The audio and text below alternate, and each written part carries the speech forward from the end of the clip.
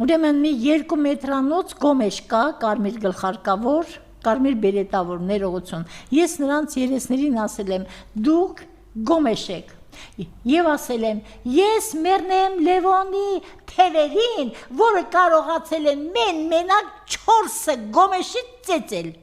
Իրենց երեսին ասել եմ, գնացեք կամուրջ և ձեզ գցեք, պետությունը ձեզ վրա միլիարդ դրամներ է ծախսում, որ դուք 4-ով մի հոգու ծեծվեք, էլ ինչու եք ապրում։ Հիմա երկուսը փախել են հանրապետությունից, էլ չեն գալիս դատարան, մեկը ընդհանրապես չէր գալիս, ես վերջին անգամ եկավ և գիտեք ինչ եղավ, են 2 մետրանոց գոմեշը, Հրաչիկ անունով, ազգանունը չգիտեմ, իր ցուցմունքում գրել էր, որ Հովհաննիսյանը սպա է իմիջիայլոց, անունը չգիտեմ, ինքը իր հետ է միասին են եղել, որ